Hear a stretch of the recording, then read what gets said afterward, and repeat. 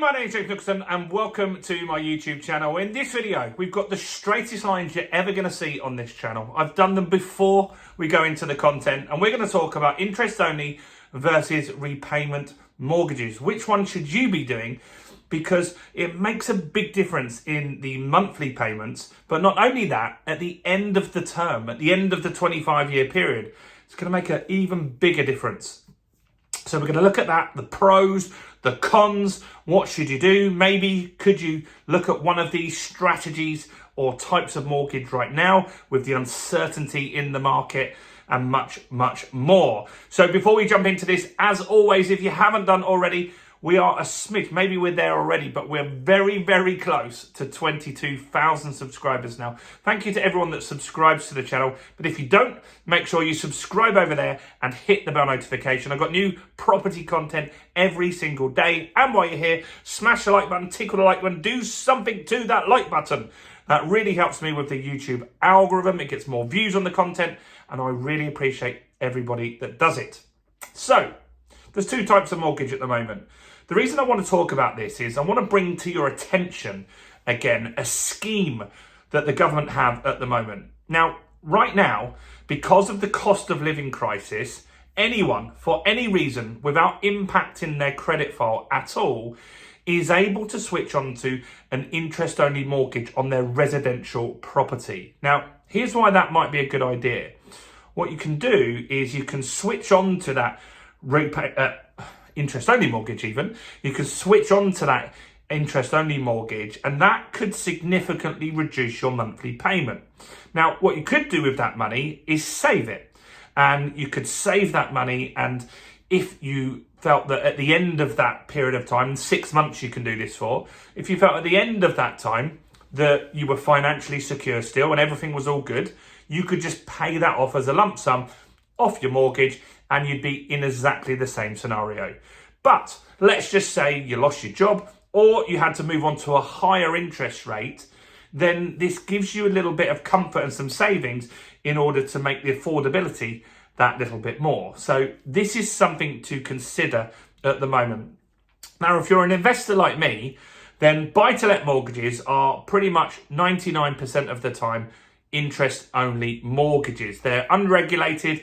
The tool is there to make money, and that is why they are on an interest-only basis. On a residential mortgage, you would normally go with a repayment mortgage, and that's the most common type. So the reason for that is when you're an investor, you're not actually paying your mortgage. Well, realistically, you are, but it's your tenant that's paying your mortgage, isn't it? So they're paying you your rent, say £1,000, your mortgage is £500, and whether you get older or unable to work, that still comes in every single month.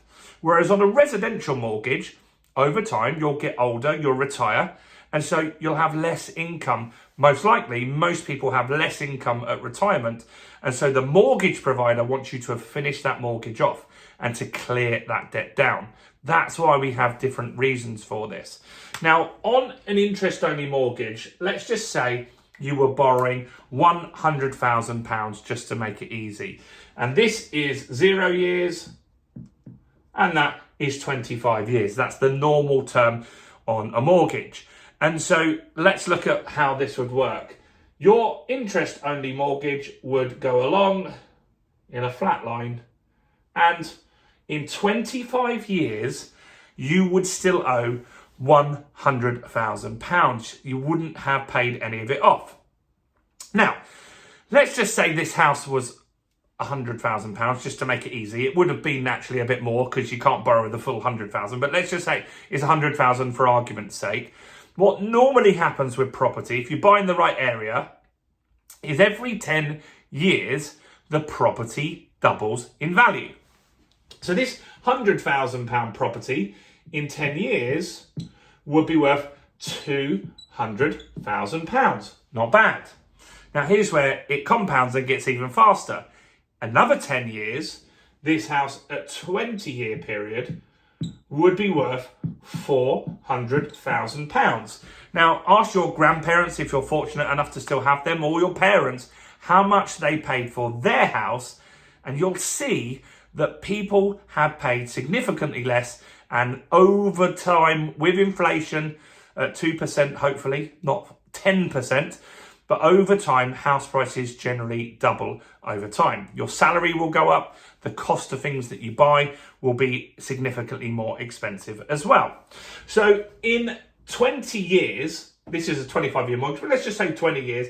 In 20 years, you'll have an asset worth £400,000 that you owe £100,000 on.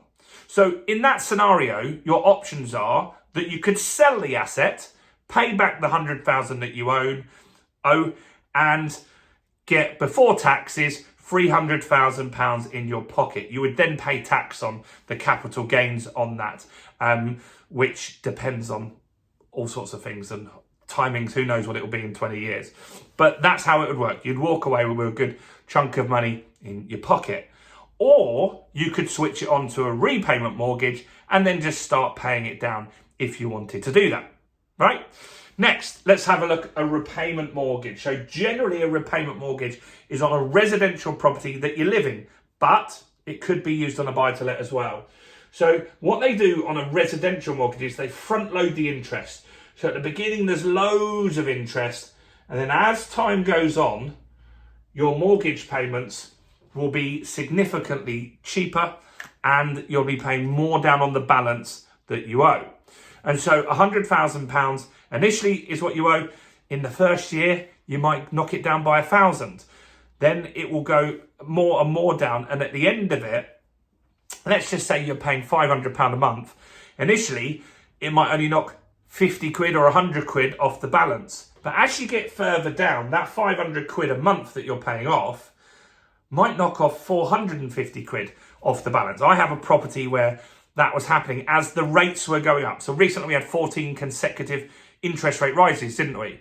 And I was getting letters on that property saying the rate is going up, you should fix now. But because I was so far through the mortgage, this was one that I got in 99, I was so far through, it's finished now, but as it was going up, the payments were changing by about £1. It wasn't very much of a problem. But if that happens early on, where you owe more interest, the payments, the interest rate changing will make a massive difference. So the difference between interest only is interest only, your payments will be significantly less, right? They'll be half maybe, but you won't be paying down any of the debt. With a repayment mortgage, you're paying down the debt and the interest. So over the 25-year period, you'll effectively have paid all of that debt back to the bank and you'll own that asset outright. That's the difference here. Now, in the consideration at the moment where you've got the option, you can switch right now onto 6 months for interest only due to the cost of living crisis. They don't do a credit search on you. It doesn't impact you in any way whatsoever. I would recommend that some of you consider doing that. You just call your bank or you do it online. That means your payments for now would drop. Get yourself a little bit of savings in the bank. You could use that savings in the future to buy a buy-to-let property. You could use it to pay down that mortgage if you felt you wanted to do that. Or you could just save the money for a rainy day. I think it's a good option to have, and that will go very, very soon. That's why I wanted to bring this to your attention. Again, the difference and the option that you've got with your bank right now before that ends. Let me know your thoughts. Did you do that? Did you swap on to the interest only option? Do comment below. Do like this video. Subscribe. Go and check out some more content on my channel, including this video right here.